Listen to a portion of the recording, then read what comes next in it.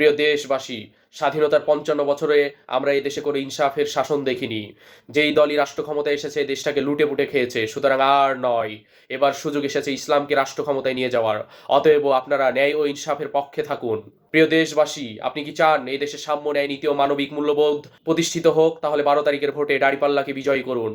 আপনি কি চান এই দেশে ইনসাফ কায়েম হোক? তাহলে দাঁড়িপাল্লাকে জয়যুক্ত করুন। আপনি কি চান এই দেশে অত্যাচার, অন্যায়, চাঁদাবাজি, লুটপাট বন্ধ হোক? তাহলে দাঁড়িপাল্লাকে বিজয়ী করুন। আমরা এমন রাষ্ট্রের স্বপ্ন দেখি যে রাষ্ট্রে থাকবে না কোনো অন্যায়, অবিচার, লুটপাট, চাঁদাবাজি, হানাহানি, থাকবে না কোনো জুলুম, অত্যাচার। সেই ইনসাফের রাষ্ট্র প্রতিষ্ঠার জন্য আপনারা দাঁড়িপাল্লাকে বিজয়ী করুন এবং যে সংবিধান সরকারকে স্বৈরাচার বানায় সেই সংবিধান সংস্কারের জন্য গণভোটের পক্ষে হা ভোটকে জয়যুক্ত করুন। ধোঁকাবাজি ও ধান্দাবাজির দিন শেষ, ঐক্যবদ্ধ বাংলাদেশ। আমরা বাংলাদেশের রাষ্ট্র ক্ষমতা ইসলামকে দেখতে চাই। সুতরাং প্রিয় দেশবাসী, দেশের এই ক্লান্তি লগ্নে গণভোটে হা ভোটকে বিজয়ী করুন এবং ন্যায় ও ইনসাফের বাংলাদেশ গড়তে দাঁড়িপাল্লার প্রতীকে ভোট দিন। ধন্যবাদ।